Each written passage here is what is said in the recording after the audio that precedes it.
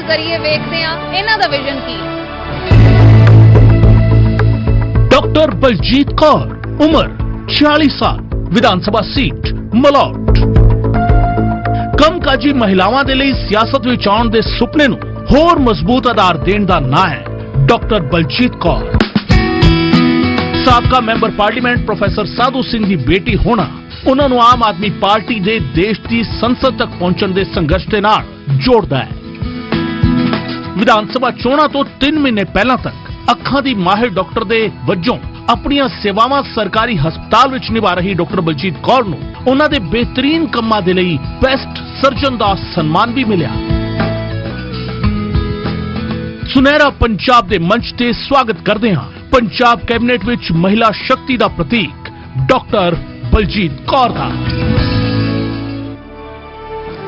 ਤਾਂ ਇਸ ਸੈਗਮੈਂਟ ਦੇ ਵਿੱਚ ਬਹੁਤ ਇੰਪੋਰਟੈਂਟ ਔਰ ਡਾਕਟਰ ਬਲਜੀਤ ਕੌਰ ਜੀ ਸਾਡੇ ਨਾਲ ਇਨਫੈਕਟ ਮੌਜੂਦ ਨੇ ਤੇ ਇਸ ਸੈਗਮੈਂਟ ਦੇ ਵਿੱਚ ਉਹਨਾਂ ਦੇ ਨਾਲ ਗੱਲਬਾਤ ਕਰਨਗੇ। ਤਾਂ ਮੈਂ ਸਟੇਜ ਦੇ ਉੱਤੇ ਸਭ ਤੋਂ ਪਹਿਲਾਂ ਬੁਲਾਉਣਾ ਹੈ ਸਾਡੇ ਡੈਪੂਟੀ ਨਿਊਜ਼ ਐਡੀਟਰ ਨਿਊਜ਼ 18 ਪੰਜਾਬ ਦੇ ਵਿਜੇਪਾਲ ਬਰਾੜ ਤੇ ਸਾਡੇ ਸੀਨੀਅਰ ਐਂਕਰ ਅਰਸ਼ਦੀਪ ਸੰਧੂ ਨੂੰ ਤੇ ਨਾਲ ਹੀ ਮੈਂ ਰਿਕੁਐਸਟ ਕਰਾਂਗਾ ਕਿ ਦੋਵੇਂ ਸਕਾਟ ਕਰਕੇ ਮੈਮ ਤੁਸੀਂ ਵੀ ਸਟੇਜ ਦੇ ਉੱਤੇ ਆਓ। ਬਹੁਤ ਬਹੁਤ ਸਵਾਗਤ ਹੈ ਤੁਹਾਡਾ ਨਿਊਜ਼ 18 ਪੰਜਾਬ ਦੇ ਇਸ ਮੰਚ ਦੇ ਉੱਤੇ।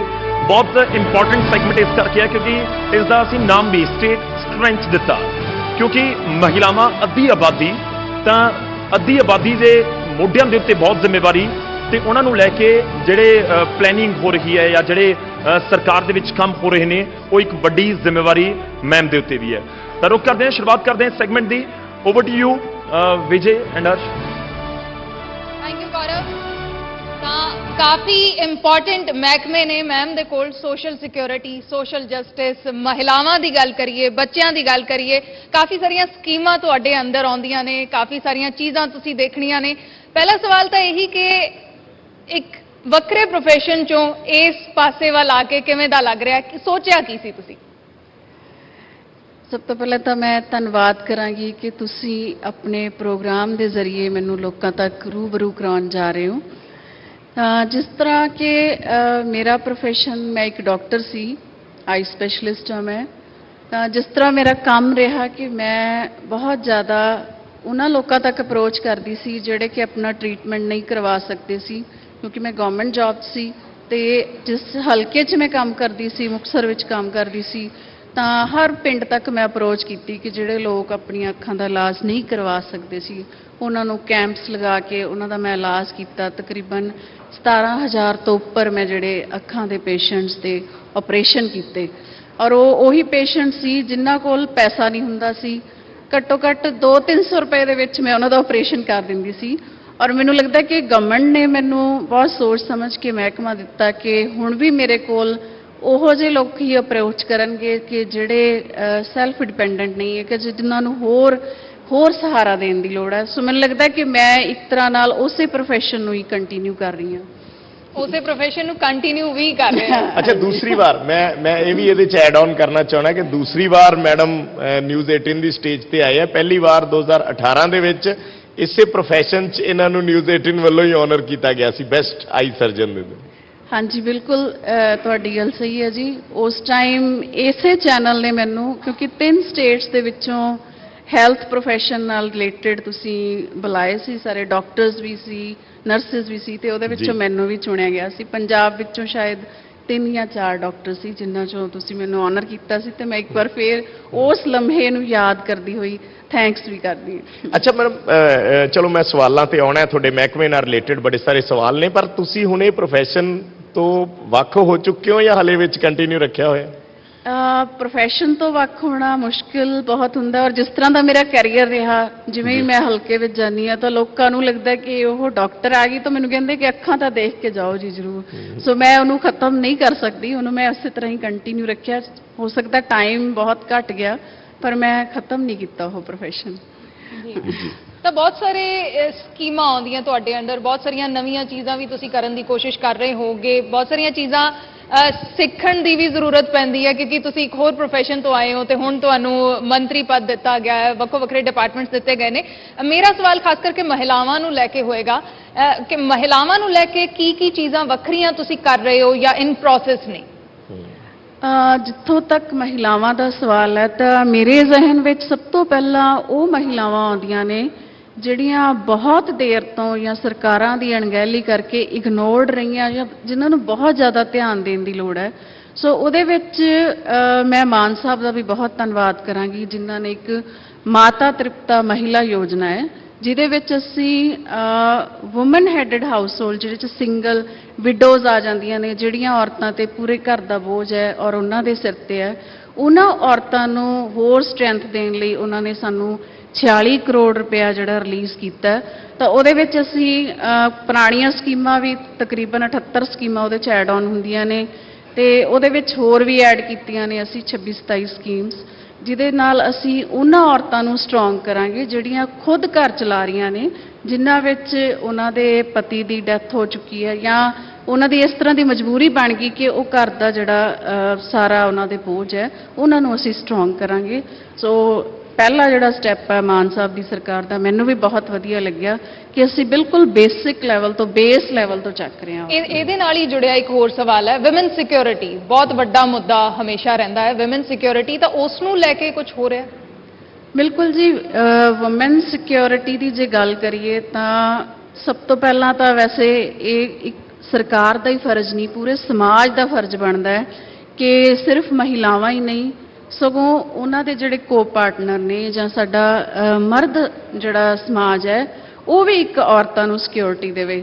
ਸੋ ਉਹਦੇ ਲਈ ਕੀ ਅਸੀਂ ਕਰਨ ਜਾ ਰਹੇ ਹਾਂ ਪ੍ਰੋਵੀਜ਼ਨਸ ਜੇ ਅਸੀਂ ਸਾਇੰਟੀਫਿਕਲੀ ਸੋਚੀਏ ਤਾਂ ਉਹਦੇ ਵਿੱਚ ਪੁਲਿਸ ਹੈਲਪ ਬਹੁਤ ਜ਼ਿਆਦਾ ਜ਼ਰੂਰਤ ਹੈ। ਉਹਦੇ ਵਿੱਚ ਸਾਨੂੰ CCTV ਕੈਮਰਾ 'ਚ ਸਾਇੰਟੀਫਿਕ ਅਪਰੋਚ ਲਈਏ ਤਾਂ ਉਸ ਤੋਂ ਬਾਅਦ ਮੈਨੂੰ ਲੱਗਦਾ ਕਿ ਸਾਨੂੰ ਸੋਚ ਵੀ ਬਦਲਣ ਦੀ ਲੋੜ ਹੈ। ਸਿਰਫ ਇਹੀ ਨਹੀਂ ਕਿ ਅਸੀਂ ਕੋਈ ਉਹਨਾਂ ਤੇ ਮਕੈਨੀਕਲ ਜਿਹੜਾ ਉਹ ਸਰਾਊਂਡਿੰਗਸ ਦੇ ਕੇ ਅਸੀਂ ਉਹਨਾਂ ਨੂੰ ਬਚਾਵਾਂਗੇ, ਸਾਨੂੰ ਆਪਣੀ ਸੋਚ ਬਦਲਣੀ ਚਾਹੀਦੀ ਹੈ। ਉਹਦੇ ਲਈ ਅਸੀਂ ਮੋਟੀਵੇਸ਼ਨ ਇੱਕ ਅਪਰੋਚ ਲੋਕਾਂ ਤੱਕ ਲੈ ਕੇ ਜਾਵਾਂਗੇ ਜੀ। ਅੱਛਾ ਮੈਡਮ, ਜਦੋਂ ਕੋਈ ਵੀ ਮਹਿਕਮਾ ਤੁਸੀਂ ਸੰਭਾਲਦੇ ਹੋ ਸਰਕਾਰ ਨਾਲ ਰਿਲੇਟਡ ਜਦੋਂ ਗੱਲ ਹੁੰਦੀ ਹੈ ਤਾਂ ਆਮ ਪਬਲਿਕ ਦੀ ਅਪਰੋਚ ਇੰਨੀ ਕੁ ਹੁੰਦੀ ਹੈ ਕਿ ਸਾਨੂੰ ਘੱਟੋ ਘੱਟ ਖੱਜਲ ਖੁਆਰੀ ਤੋਂ ਨਿਜਾਤ ਦਿਲਾਉਣਗੇ ਇਹ।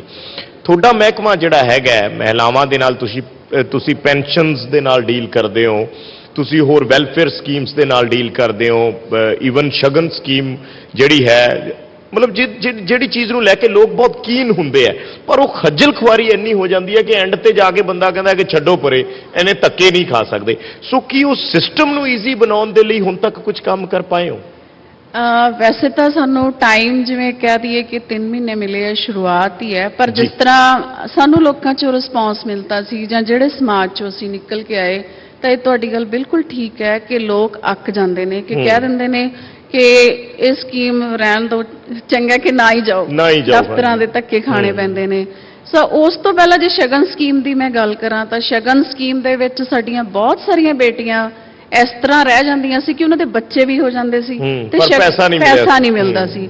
ਸੋ ਉਸ ਨੂੰ ਧਿਆਨ ਵਿੱਚ ਰੱਖਦੇ ਹੋਏ ਸਭ ਤੋਂ ਪਹਿਲਾਂ ਤਾਂ ਮੈਂ ਆਉਂਦੇ ਹੀ ਪਹਿਲੇ ਹੀ ਮਹੀਨੇ ਅਸੀਂ ਜਿੰਨੀ ਵੀ ਪੈਂਡਿੰਗ ਅਮਾਉਂਟ ਸੀ ਉਹ ਰਿਲੀਜ਼ ਕਰਵਾਈ ਸੀ ਤਕਰੀਬਨ 1 ਕਰੋੜ 73 ਲੱਖ ਅਸੀਂ ਰਿਲੀਜ਼ ਕਰਵਾਇਆ ਸੀ ਔਰ ਉਸ ਤੋਂ ਬਾਅਦ ਜਿਹੜਾ ਪੈਂਡਿੰਗ ਹੁਣ ਤੱਕ ਨੈਕਸਟ ਫਿਊ ਡੇਜ਼ ਦੇ ਵਿੱਚ ਅਸੀਂ ਰਿਲੀਜ਼ ਕਰਾ ਦੇਵਾਂਗੇ ਤੇ ਇੱਕ ਨਵਾਂ ਸਿਸਟਮ ਸ਼ੁਰੂ ਕਰਨ ਜਾ ਰਹੇ ਹਾਂ ਆਨਲਾਈਨ ਪੋਰਟਲ ਕਿ ਬੱਚੀਆਂ ਘਰ ਬੈਠੇ ਹੀ ਆਪਣੇ ਫੋਨ ਤੋਂ ਵੀ ਅਪਲਾਈ ਕਰ ਦੇਣਗੀਆਂ ਕਿ ਜਿੱਥੇ ਉਹਨਾਂ ਨੂੰ ਲੱਗਦਾ ਸੀ ਕਿ ਮੈਂ ਕਿਹੜੇ ਦਫ਼ਤਰ ਜਾਵਾਂ SDM ਆਫਿਸ ਜਾਵਾਂ CDPO ਕੋਲ ਜਾਵਾਂ ਕਿਤੇ ਵੀ ਜਾਣ ਦੀ ਲੋੜ ਨਹੀਂ ਘਰ ਬੈਠੀ ਬੱਚੀਆਂ ਆਪਣੀ ਮੈਰਿਜ ਦੀ ਡੇਟ ਫਿਕਸ ਹੁੰਦੀ ਹੈ ਤਾਂ ਉਹ ਸ਼ਗਨ ਸਕੀਮ ਲਈ ਅਪਲਾਈ ਕਰ ਸਕਣਗੀਆਂ।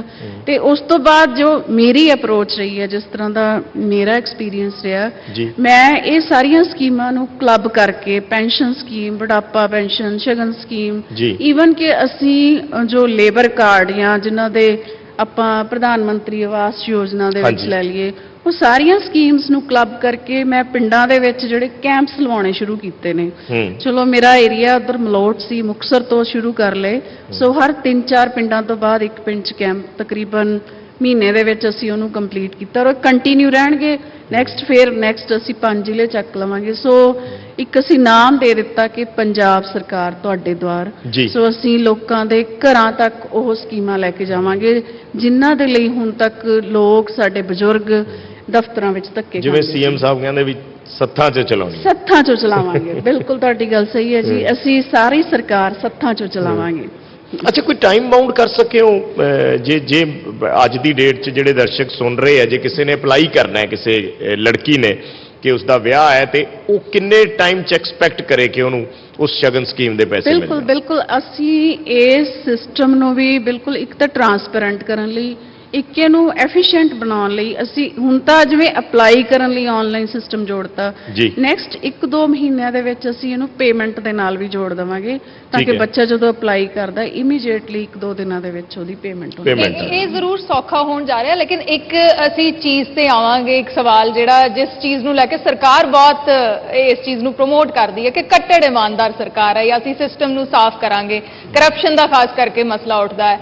ਤੁਹਾਡੇ ਡਿਪਾਰਟਮੈਂਟ 'ਚ ਤੁਹਾਡੇ ਅੰਡਰ ਬਹੁਤ ਸਾਰੀਆਂ ਉਹ ਸਕੀਮਾਂ ਆਉਂਦੀਆਂ ਨੇ ਜਿਨ੍ਹਾਂ ਦਾ ਲੋਕਾਂ ਨੂੰ ਲਾਭ ਮਿਲਣਾ ਹੈ, ਪੈਸਾ ਮਿਲਣਾ ਹੈ, ਪੈਸਾ ਰਿਲੀਜ਼ ਹੋਣਾ ਹੈ, ਤਾਂ ਇਸ ਵਿਭਾਗ ਦੇ ਵਿੱਚ ਜਾਂ ਇਹਨਾਂ ਸਕੀਮਾਂ ਦੇ ਅੰਡਰ ਤੁਸੀਂ ਦੇਖਿਆ, ਕੁਝ ਜਾਂਚ ਕੀਤੀ, ਕੁਝ ਲੱਭਿਆ, ਕੋਈ ਕਰਪਸ਼ਨ ਕੁਝ ਹੋਈ? ਲੱਭ ਪਾਏ ਹੋ ਹੁਣ ਤੱਕ ਹਾਂਜੀ, ਕਿ ਕਪਲੇ ਹਾਂਜੀ। ਹੋਏ ਨੇ? ਬਿਲਕੁਲ, ਜਿਵੇਂ ਕਿ ਮਾਨ ਸਾਹਿਬ ਦੀ ਸਰਕਾਰ ਦਾ ਏਜੰਡਾ ਸੀ, ਇਹ ਕਹਿ ਲਓ ਕਿ ਮੋਟਿਵ ਹੀ ਸੀ ਕਿ ਪਹਿਲਾਂ ਕਰਪਸ਼ਨ ਖਤਮ ਕਰੋ, ਜਿਹੜਾ ਪੈਸਾ ਸਾਡੇ ਕੋਲ ਆਏਗਾ ਸੀ ਉਹਦੇ ਨਾਲ ਹੀ ਅੱਗੇ ਲੋਕਾਂ ਤੱਕ ਉਹਨੂੰ ਹੀ ਪਹੁੰਚਾ ਦੇਵਾਂਗੇ। ਜੀ। ਸੋ ਜੋ ਸ਼ੁਰੂਆਤ ਕੀਤੀ, ਸਭ ਤੋਂ ਪਹਿਲਾਂ ਜਿਵੇਂ ਸਕੀਮਾਂ ਦੀ ਗੱਲ ਕੀਤੀ ਤਾਂ ਅਸੀਂ ਪੈਨਸ਼ਨ ਸਕੀਮ ਦੀ ਗੱਲ ਕਰ ਲਈਏ ਜੀ। ਤਾਂ ਉਹਦਾ ਅਸੀਂ ਇੱਕ ਇਨਕੁਆਇਰੀ ਕਰਾਈ, ਸਰਵੇ ਕਰਵਾਇਆ, ਤਾਂ ਉਹਦੇ ਵਿੱਚ ਜਿਹੜੇ ਮ੍ਰਿਤਕ ਲਾਭਪਾਤਰੀ ਸਾਨੂੰ ਮਿਲੇ ਜਿਨ੍ਹਾਂ ਦੇ ਖਾਤਿਆਂ ਦੇ ਵਿੱਚ ਪੈਸੇ ਜਾ ਰਹੇ ਸੀ ਔਰ ਐਕਚੁਅਲ ਵਿੱਚ ਉਹ ਲੋਕ ਐਗਜ਼ਿਸਟ ਨਹੀਂ ਕਰ ਰਹੇ ਸੀ।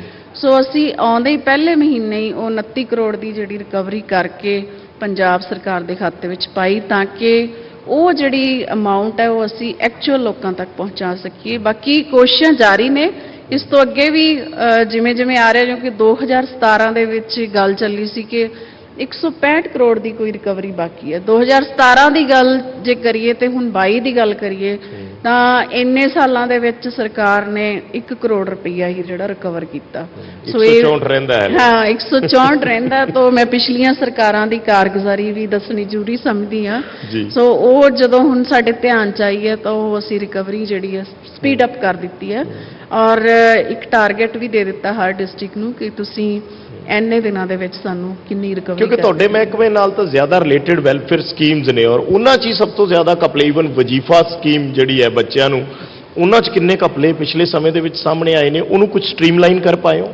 ਬਿਲਕੁਲ ਜੀ, ਵਜੀਫਾ ਸਕੀਮ ਦੇ ਵਿੱਚ ਜੇ ਕਹੀਏ ਤਾਂ ਹਮੇਸ਼ਾ ਹੀ ਵਿਵਾਦਾਂ 'ਚ ਹੀ ਘਿਰੀ ਰਹੀ ਹੈ ਜੀ, ਜੀ। ਸਕੀਮ, ਜਾਂ ਕਹਿ ਦੋ ਕਿ ਸਾਡੇ ਸਾਰਾ ਡਿਪਾਰਟਮੈਂਟ ਹੀ ਇਨਵੋਲਵਡ ਰਿਹਾ ਜਾਂ ਕਿਵੇਂ ਰਿਹਾ, ਪਰ ਉਹਨੂੰ ਅਸੀਂ ਅੱਗੇ ਤੋਂ ਸਟ੍ਰੀਮਲਾਈਨ ਕਰਨ ਦੇ ਲਈ ਉਹਦੇ ਲਈ ਵੀ ਆਨਲਾਈਨ ਪੋਰਟਲ ਅਸੀਂ ਜਾਰੀ ਕੀਤਾ ਤਾਂ ਕਿ ਜਿਹੜੇ ਐਕਚੁਅਲ ਬੱਚੇ ਹੈ ਉਹਨਾਂ ਨੂੰ ਬੈਨੀਫਿਟ ਮਿਲੇ।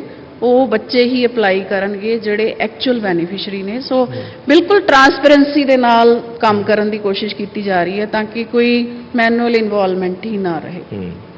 ਬਿਲਕੁਲ, ਤਾਂ ਇਹ ਪੈਨਸ਼ਨ ਦੀ ਗੱਲ ਹੋ ਗਈ ਜਾਂ ਸ਼ਗਨ ਸਕੀਮ ਦੀ ਗੱਲ ਹੋ ਗਈ ਜਾਂ ਮਹਿਲਾਵਾਂ ਦੇ ਲਈ ਗੱਲ ਹੋ ਗਈ, ਲੇਕਿਨ ਬੱਚਿਆਂ ਨੂੰ ਲੈ ਕੇ ਕੀ ਕੁਝ ਹੋ ਰਿਹਾ ਹੈ? ਕਿਉਂਕਿ ਇੱਕ ਜਿਹੜੀ ਚੀਜ਼ ਮੈਂ ਪਰਸਨਲੀ ਫੀਲ ਕਰਦੀ ਹਾਂ ਨਿਊਟ੍ਰੀਸ਼ਨ ਨੂੰ ਲੈ ਕੇ, ਕਿ ਨਿਊਟ੍ਰੀਸ਼ਨ ਜੇ ਹੋਊਗਾ ਤਾਂ ਹੀ ਉਹ ਸਪੋਰਟਸ ਦੇ ਵਿੱਚ ਬੱਚੇ ਅੱਗੇ ਜਾ ਸਕਣਗੇ, ਤਾਂ ਹੀ ਪੜ੍ਹਾਈ ਦੇ ਵਿੱਚ ਅੱਗੇ ਜਾ ਸਕਣਗੇ। ਤੁਸੀਂ ਐਜ਼ ਅ ਡਾਕਟਰ ਇਹਨੂੰ ਹੋਰ ਬਿਹਤਰ ਵੀ ਸਮਝਦੇ ਹੋ ਇਹਨਾਂ ਚੀਜ਼ਾਂ ਨੂੰ, ਤਾਂ ਇਸ ਨੂੰ ਲੈ ਕੇ ਸਰਕਾਰ ਦੇ ਵੱਲੋਂ ਕੀ ਹੋ ਰਿਹਾ ਹੈ? ਜਿੱਥੋਂ ਜਿੰਨਾ ਕੁ ਸਾਨੂੰ ਟਾਈਮ ਮਿਲਿਆ ਕਿ ਜੋ ਕੁਝ ਮੇਰੇ ਕੋਲ ਤੱਥ ਜੋ ਸਾਹਮਣੇ ਆਏ ਸੀ ਕਿ ਸਾਡੇ ਬੱਚੇ, ਜਾਂ ਆਪਾਂ ਸਾਰੇ ਹੀ ਅਵੇਅਰ ਹਾਂ ਕਿ ਸਾਡੇ ਬੱਚੇ, ਸਾਡੀਆਂ ਮਹਿਲਾਵਾਂ ਜ਼ਿਆਦਾਤਰ ਅਨੀਮਿਕ ਪਾਈਆਂ ਜਾਂਦੀਆਂ ਨੇ। ਜੀ। ਸੋ ਅਸੀਂ ਉਸ ਚੀਜ਼ ਨੂੰ ਕਵਰ ਕਰਨ ਦੇ ਲਈ ਆਪਣਾ ਜੋ ਸਪਲੀਮੈਂਟਰੀ ਨਿਊਟ੍ਰੀਸ਼ਨ ਹੈ ਉਹਨੂੰ ਵੀ ਫੋਰਟੀਫਾਈਡ ਕਰਨ ਦੀ ਕੋਸ਼ਿਸ਼ ਕੀਤੀ ਹੈ। ਨੈਕਸਟ ਜੋ ਅਸੀਂ ਸ਼ੁਰੂ ਕਰਾਂਗੇ ਉਹਦੇ 'ਚ ਪ੍ਰੋਟੀਨ ਐਕਸੈਸ ਕਰਨ ਦੀ ਕੋਸ਼ਿਸ਼ ਕੀਤੀ ਹੈ, ਉਹਦੇ 'ਚ ਆਇਰਨ ਐਡ ਕਰਨ ਦੀ ਕੋਸ਼ਿਸ਼ ਕੀਤੀ ਹੈ।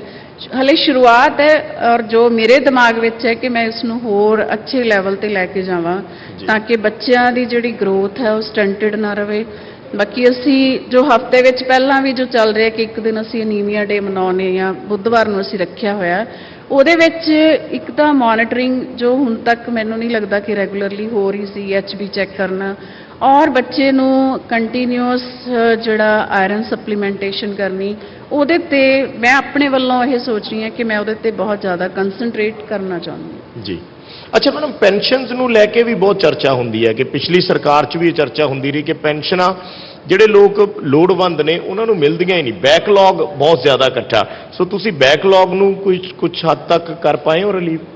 ਹਾਂਜੀ ਜੇ ਆਪਾਂ ਇਹ ਗੱਲ ਬਿਲਕੁਲ ਸਹੀ ਹੈ, ਔਰ ਜਿਹੜੀ 165 ਕਰੋੜ ਦੀ ਮੈਂ ਗੱਲ ਕੀਤੀ ਹੈ ਉਹਦੇ ਨਾਲ ਹੀ ਰਿਲੇਟਡ ਹੈ। ਜੀ। ਸੋ ਹੁਣ ਜੋ ਮੈਂ ਜਿਵੇਂ ਦੱਸਿਆ ਕਿ ਅਸੀਂ ਕੈਂਪਸ ਦੇ ਥਰੂ ਲੋਕਾਂ ਤੱਕ ਪਹੁੰਚ ਰਹੇ ਹਾਂ, ਸੋ ਉਹ ਬਹੁਤ ਹੰਬਲ ਨਾਲ ਚਲਾਇਆ ਜਾਣ ਵਾਲਾ ਪ੍ਰੋਗਰਾਮ ਹੈ। ਅਸੀਂ ਇੱਕ ਡਿਸਟ੍ਰਿਕਟ ਤੇ ਤਕਰੀਬਨ ਮਹੀਨਾ ਸਪੈਂਡ ਕਰਾਂਗੇ, ਔਰ ਉਹਦੇ ਵਿੱਚ ਇਹ ਨਹੀਂ ਕਿ ਇੱਕ ਤਾਂ ਬੈਨੀਫਿਸ਼ਰੀ ਜਿਹੜੇ ਆਪਾਂ ਕਹਿ ਰਹੇ ਕਿ ਐਕਚੁਅਲ ਲੋਕਾਂ ਤੱਕ ਪਹੁੰਚਦੇ ਹੀ ਨਹੀਂ, ਉਹਦੇ ਵਿੱਚ ਕਾਰਨ ਬਹੁਤ ਰਹੇ ਹੋਣਗੇ, ਪੋਲੀਟੀਕਲ ਕਾਰਨ ਵੀ ਰਹੇ ਹੋਣਗੇ, ਜਾਂ ਕਹਿ ਲਓ ਕਿ ਸਿਫਾਰਿਸ਼ ਅਪਰੋਚਸ, ਉਹ ਸਾਰੇ ਫੈਕਟਰ ਕਾਊਂਟ ਕਰਦੇ ਨੇ। ਉਹ ਸਾਰੇ ਹੀ ਫੈਕਟਰ ਖਤਮ ਕਰਨ ਲਈ ਇੱਕ ਤਾਂ ਅਸੀਂ ਡਾਇਰੈਕਟ ਲੋਕਾਂ ਤੱਕ ਜਾ ਰਹੇ ਹਾਂ, ਦੂਜੀ ਗੱਲ ਇਹ ਕਿ ਅਸੀਂ ਰੀਵੈਲੂਏਟ ਵੀ ਕਰ ਰਹੇ ਹਾਂ, ਇਵੈਲੂਏਸ਼ਨ ਕਰਾਂਗੇ ਕਿ ਅਗਰ ਗਲਤ ਪੈਨਸ਼ਨਸ ਆ ਰਹੀਆਂ ਉਹ ਵੀ ਨਾਲ ਦੀ ਨਾਲ ਸਾਈਮਲਟੇਨੀਅਸਲੀ ਕਰਕੇ ਉਹਨਾਂ ਨੂੰ ਅਸੀਂ ਬੰਦ ਕਰਾਂਗੇ।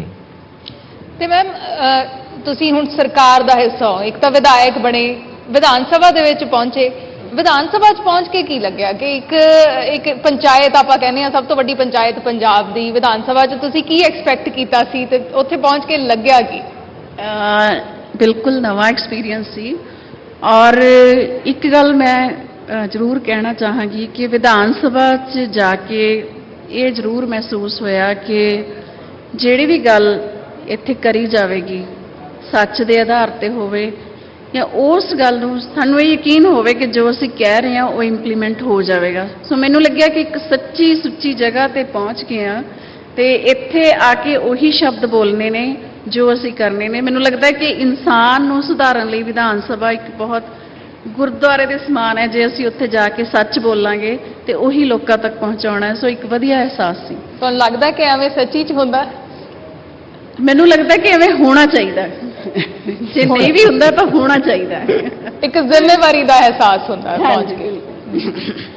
ਅੱਛਾ, ਤੁਸੀਂ ਹੁਣ ਜਿਵੇਂ ਇਸ ਪ੍ਰੋਫੈਸ਼ਨ ਦੇ ਵਿੱਚ ਆਏ ਹੋ, ਸਡਨਲੀ ਮਤਲਬ ਫਲਿਪ ਹੋ ਜਾਂਦਾ ਹੈ ਇੱਕਦਮ, ਤੁਸੀਂ ਡਾਕਟਰ ਹੋ ਔਰ ਉਸ ਤੋਂ ਬਾਅਦ ਪੋਲਿਟਿਕਸ ਦੇ ਵਿੱਚ ਐਂਟਰੀ ਕਰਨੀ। ਬਹੁਤ ਸਾਰੀਆਂ ਚੀਜ਼ਾਂ ਪੋਲਿਟਿਕਸ ਦੇ ਵਿੱਚ ਐਸੀਆਂ ਹੁੰਦੀਆਂ ਜਿਹੜੀਆਂ ਤੁਸੀਂ ਕਦੇ ਸੋਚੀਆਂ ਨਹੀਂ ਹੁੰਦੀਆਂ। ਬਹੁਤ ਸਾਰੀਆਂ ਚੀਜ਼ਾਂ ਤੁਹਾਨੂੰ ਦੋ ਚਾਰ ਹੋਣਾ ਪੈਂਦਾ ਹੈ, ਬਹੁਤ ਸਾਰੀਆਂ ਚੀਜ਼ਾਂ ਇਲਜ਼ਾਮ ਤਰਾਸ਼ੀਆਂ ਇੱਕ ਦੂਸਰੇ ਤੇ, ਕਪਲੇਬਾਜ਼ੀਆਂ ਦੇ, ਦੂਜੇ ਮਤਲਬ ਪਿਛਲੇ ਸਮੇਂ ਦੇ ਵਿੱਚ ਸਭ ਤੋਂ ਜ਼ਿਆਦਾ ਚਰਚਾ ਇਹ ਹੋਈ ਹੈ, ਜਾਂ ਤੁਹਾਡੇ ਸੀਐਮ ਸਾਹਿਬ ਕੱਲ ਵੀ ਗੱਲ ਕਰ ਰਹੇ ਸੀਗੇ ਕਿ ਅਸੀਂ ਜਿਨ੍ਹਾਂ ਨੇ ਪੈਸੇ ਖਾਦੇ ਆ ਫੜ ਕੇ ਅੰਦਰ ਦੇਣੇ ਆ। ਸੋ ਤੁਸੀਂ ਕੋਈ ਐਸੀਆਂ ਲਿਸਟਾਂ ਤਿਆਰ ਕੀਤੀਆਂ ਕਿ ਹਾਂਜੀ ਆਹ ਬੰਦੇ ਹੈਗੇ ਆ ਜਾਂ ਪਿਛਲੀ ਸਰਕਾਰ ਦੇ ਕੋਈ ਹੋਣ ਵੀ ਇਹਨਾਂ ਬੰਦਿਆਂ ਤੇ ਅਗਲੇ ਦਿਨਾਂ 'ਚ ਗਾਜ ਗਿਰ ਸਕਦੀ ਹੈ ਤੁਹਾਡੇ ਮਹਿਕਮੇ ਨਾਲ ਸੰਬੰਧਿਤ? ਪਹਿਲਾਂ ਆਪਾਂ ਗੱਲ ਕੀਤੀ ਕਿ ਪ੍ਰੋਫੈਸ਼ਨ ਚੇਂਜ ਹੋਣ ਦੀ, ਤਾਂ ਇਹ ਬਿਲਕੁਲ ਇੱਕ ਕੰਟਰਾਸਟ ਪ੍ਰੋਫੈਸ਼ਨ ਹੈ ਮੇਰੇ ਪ੍ਰੋਫੈਸ਼ਨ ਨਾਲ। ਕਹਿੰਦੇ ਡਾਕਟਰ ਤੇ ਬੜੇ ਸੌਫਟ ਹੁੰਦੇ ਆ, ਪੋਲਿਟਿਕਸ ਹੁੰਦੇ ਆ।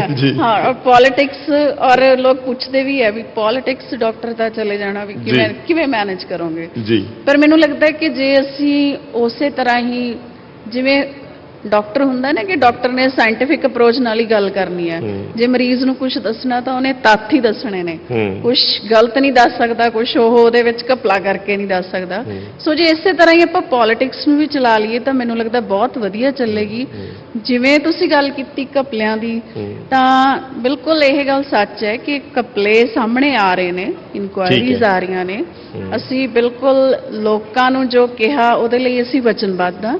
ਜੋ ਮੇਰੇ ਡਿਪਾਰਟਮੈਂਟ ਨਾਲ ਸੰਬੰਧਿਤ ਵੀ ਉਹ ਵੀ ਤੁਸੀਂ ਖਬਰਾਂ ਦੇਖਦੇ ਹੀ ਰਹਿੰਦੇ ਹੋਵੋਗੇ।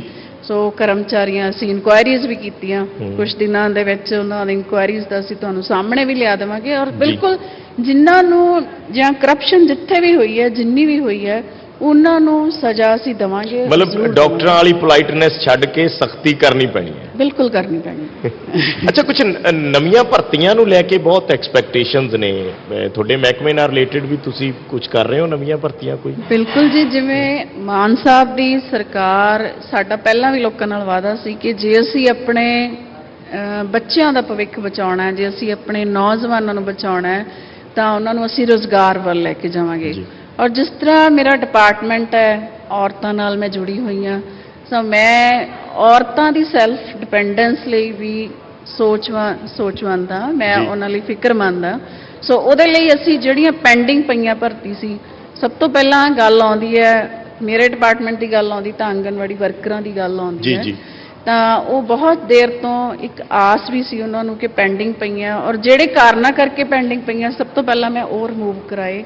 ਕੁਝ ਆਬਜੈਕਸ਼ਨਸ ਸੀ ਉਹ ਕਲੀਅਰ ਕਰਵਾਈਆਂ, ਤੇ ਅਗਲੇ ਥੋੜੇ ਸਮੇਂ ਦੇ ਵਿੱਚ ਹੀ, 1-2 ਮਹੀਨਿਆਂ ਦੇ ਵਿੱਚ ਹੀ ਅਸੀਂ ਤਕਰੀਬਨ 5000 ਦੇ ਕਰੀਬ ਜਿਹੜੀਆਂ ਆਂਗਨਵਾੜੀ ਵਰਕਰਸ ਹੈਲਪਰਸ ਭਰਤੀ ਕਰਨ ਜਾ ਰਹੇ ਹਾਂ। ਚਲੋ ਇੱਕ ਛੋਟਾ ਜਿਹਾ ਸਵਾਲ ਤੁਹਾਡੇ, ਜਿਹੜੀ ਤੁਹਾਡੀ ਪਾਰਟੀ ਦੀ ਸਭ ਤੋਂ ਵੱਡੀ ਗਰੰਟੀ ਹੈ ਮਹਿਲਾਵਾਂ ਨੂੰ ਲੈ ਕੇ 1000 ਰੁਪਇਆ, ਉਸ ਨੂੰ ਲੈ ਕੇ ਤੁਹਾਡੀ ਕੋਈ ਸਰਕਾਰ ਨਾਲ ਗੱਲਬਾਤ ਹੁੰਦੀ ਹੈ? ਹਾਲਾਂਕਿ ਫੈਸਲਾ ਉਸ ਲੈਵਲ ਤੇ ਹੋਣਾ, ਬਟ ਤੁਸੀਂ ਧੱਕਾ ਤਾਂ ਲਾ ਸਕਦੇ ਹੋ ਵੀ ਬਿਲਕੁਲ ਜੀ, ਛੇਤੀ ਕਰਾਓ ਜੀ। ਧੱਕਾ ਮੈਂ ਲਾ ਰਹੀ ਹਾਂ, ਪਹਿਲਾਂ ਵੀ ਲਾ ਰਹੀ ਹਾਂ, ਔਰ ਮਹਿਲਾਵਾਂ ਨੂੰ ਆਸ ਵੀ ਬਹੁਤ ਹੈ, ਸਾਨੂੰ ਸਵਾਲ ਵੀ ਪੁੱਛਦੇ ਨੇ ਜੀ। ਤੇ ਮੈਂ ਮਾਨ ਸਾਹਿਬ ਕੋਲ ਜਾਂਦੀ ਹਾਂ ਬਾਰ-ਬਾਰ, ਤੇ ਉਹਨਾਂ ਨੇ ਮੈਨੂੰ ਭਰੋਸਾ ਵੀ ਦਿਵਾਇਆ ਕਿ ਕੁਝ ਸਮੇਂ ਦੀ ਹੀ ਗੈਪ ਰਹੇਗਾ, ਥੋੜੇ ਮਹੀਨਿਆਂ ਦੇ ਵਿੱਚ ਹੀ ਆਪਾਂ ਇਹ ਗਾਰੰਟੀ ਵੀ ਜ਼ਰੂਰ ਮਹਿਲਾਵਾਂ ਤੱਕ ਕਿਉਂਕਿ ਪਹੁੰਚਾ ਇਹ ਇੱਕ ਦੇਵਾਂਗੇ। ਵੱਡਾ ਫੈਕਟਰ ਮੰਨਿਆ ਗਿਆ ਸੀ ਆਮ ਆਦਮੀ ਪਾਰਟੀ ਦੀ ਜਿੱਤ ਦਾ, ਖਾਸ ਕਰਕੇ ਕਿ ਮਹਿਲਾਵਾਂ ਨੂੰ ਸੀਗਾ ਕਿ ਸਾਡੇ ਹੱਥ ਦੇ ਵਿੱਚ ਹੁਣ ਕੁਝ ਆਏਗਾ, ਤੇ ਇਹਨੂੰ ਅਸੀਂ ਦੂਸਰੇ ਤਰੀਕੇ ਨਾਲ ਵੀ ਔਰ ਇਸ ਦੇਖੀਏ ਚੱਕਰ 'ਚ ਤਾਂ ਵੋਟਾਂ ਵੀ ਬਹੁਤ ਮਿਲੀਆਂ ਸੀ। ਵੋਟਾਂ ਵੀ ਮਿਲੀਆਂ, ਤੇ ਇਹਨੂੰ ਅਸੀਂ ਦੂਸਰੇ ਤਰੀਕੇ ਨਾਲ ਵੀ ਵੇਖੀਏ ਕਿ ਮਹਿਲਾਵਾਂ ਬਹੁਤ ਘੱਟ ਰਾਜਨੀਤੀ 'ਚ ਵੀ ਆਉਂਦੀਆਂ ਨੇ। ਉਸ ਨੂੰ ਲੈ ਕੇ ਇੱਕ ਆਖਰੀ ਸਾਡਾ ਇਹ ਸਵਾਲ ਹੈ ਕਿ ਮਹਿਲਾਵਾਂ ਬਹੁਤ ਘੱਟ ਰਾਜਨੀਤੀ 'ਚ ਆਉਂਦੀਆਂ ਨੇ ਜਾਂ ਉਸ ਤਰੀਕੇ ਨਾਲ ਚੰਗਾ ਨਹੀਂ ਸਮਝਿਆ ਜਾਂਦਾ। ਤੁਸੀਂ ਇੱਕ ਦੂਸਰੇ ਪ੍ਰੋਫੈਸ਼ਨ ਤੋਂ ਵੀ ਆਏ ਹੋ, ਤਾਂ ਕਿਵੇਂ ਦੇਖ ਰਹੇ ਹੋ ਕਿ ਉਹ ਜਿਹੜੀ ਧਾਰਨਾ ਸੀ ਉਹ ਬਦਲਣੀ ਸ਼ੁਰੂ ਹੋਈ ਹੈ? ਮੈਨੂੰ ਲੱਗਦਾ ਹੈ ਕਿ ਆਮ ਆਦਮੀ ਪਾਰਟੀ ਦੀ ਸਰਕਾਰ ਬਣਨ ਤੇ ਸਭ ਤੋਂ ਪਹਿਲਾਂ ਇਹੀ ਧਾਰਨਾ ਬਦਲੀ ਹੈ, ਔਰ ਜਿੰਨੀਆਂ ਮਹਿਲਾਵਾਂ ਹੁਣ ਸਾਡੇ ਕੋਲ ਬੈਠੀਆਂ ਨੇ ਸੈਸ਼ਨ ਦੇ ਵਿੱਚ ਆਉਂਦੀਆਂ ਨੇ, ਮੈਨੂੰ ਲੱਗਦਾ ਇਸ ਤੋਂ ਪਹਿਲਾਂ ਕਦੀ ਵੀ ਨਹੀਂ ਆਈਆਂ ਸੀ। ਬਾਕੀ ਗੱਲ ਜੇ ਆਪਾਂ ਕਰਦੇ ਹਾਂ ਕਿ ਆਮ ਆਦਮੀ ਪਾਰਟੀ ਦੀ 1000 ਰੁਪਏ ਵਾਲੀ ਗਰੰਟੀ, ਤਾਂ ਮੈਂ ਇਹ ਵੀ ਜ਼ਰੂਰ ਕਹਿਣਾ ਚਾਹਾਂਗੀ ਕਿ ਔਰਤਾਂ ਨੇ ਜੋ ਰਿਸਪੌਂਸ ਉਦੋਂ ਦਿੱਤਾ ਸੀ, ਉਹਦੇ ਵਿੱਚ ਬਹੁਤ ਸਾਰੀਆਂ ਔਰਤਾਂ ਇਹੋ ਜਿਹੀਆਂ ਵੀ ਸੀ ਜਿਹੜੀਆਂ ਕਹਿੰਦੀਆਂ ਸੀ ਕਿ ਸਾਨੂੰ 1000 ਰੁਪਏ ਦੀ ਲੋੜ ਨਹੀਂ ਹੈ, ਕਿਉਂਕਿ ਉਹ ਸੈਲਫ ਡਿਪੈਂਡੈਂਟ ਨੇ। ਸੋ ਇਹ ਦੋਨੋਂ ਤਰ੍ਹਾਂ ਦਾ ਰਿਸਪੌਂਸ ਸਾਡੇ ਕੋਲ ਆਇਆ ਸੀ। ਉਹ ਔਰਤਾਂ ਅੱਜ ਵੀ ਨੇ, ਤੇ ਅੱਜ ਵੀ ਉਸ ਚੀਜ਼ ਨੂੰ ਕ੍ਰਿਟਿਸਾਈਜ਼ ਵੀ ਕਰਦੀਆਂ ਨੇ ਕਿ ਸਾਡੀ ਕੀਮਤ 1000 ਨਹੀਂ ਹੈ, ਪਰ ਅਸੀਂ ਸਾਰੀਆਂ ਔਰਤਾਂ ਨੂੰ ਧਿਆਨ ਵਿੱਚ ਰੱਖਾਂਗੇ। ਜੋ ਗਰੰਟੀਆਂ ਅਸੀਂ ਦਿੱਤੀਆਂ ਸੀ, ਮਾਨ ਸਾਹਿਬ ਨੇ ਦਿੱਤੀਆਂ ਸੀ, ਆਮ ਆਦਮੀ ਪਾਰਟੀ ਨੇ ਦਿੱਤੀਆਂ ਸੀ, ਉਹ ਕਦੇ ਵੀ ਨਹੀਂ, ਅਸੀਂ ਭੁੱਲ ਵੀ ਨਹੀਂ ਸਕਦੇ। ਬਹੁਤ ਲੋਕਾਂ ਦੇ ਬਹੁਤ ਅਹਿਸਾਨ ਨੇ ਸਾਡੇ ਉੱਪਰ ਕਿ ਆਮ ਘਰਾਂ ਦੇ ਬੱਚਿਆਂ ਨੂੰ ਸਰਕਾਰ ਚਲਾਉਣ ਦਾ ਮੌਕਾ ਦਿੱਤਾ। ਸੋ ਉਹ ਅਸੀਂ ਗਰੰਟੀ ਜ਼ਰੂਰ ਮਹਿਲਾਵਾਂ ਤੱਕ ਲੈ ਕੇ ਜਾਵਾਂਗੇ। ਧੰਨਵਾਦ ਜੀ, ਥੈਂਕ ਯੂ ਵੈਰੀ ਮੱਚ, ਤੁਸੀਂ ਸਮਾਂ ਕੱਢਿਆ ਸਾਡੇ ਨਾਲ ਗੱਲਬਾਤ ਕੀਤੀ। ਤਾਂ ਇਸੇ ਤਰੀਕੇ ਨਾਲ ਇਹ ਸਾਡੀ ਲੜੀ ਜਿਹੜੀ ਹੈ ਬਾਦਸਤੂਰ ਜਾਰੀ ਰਹੇਗੀ। ਕੁਝ ਹੋਰ ਪੰਜਾਬ ਸਰਕਾਰ ਦੇ ਜਿਹੜੇ ਕੈਬਨਿਟ ਮਿਨਿਸਟਰਸ ਨੇ ਉਹਨਾਂ ਦਾ ਮਹਿਕਮਿਆਂ ਦਾ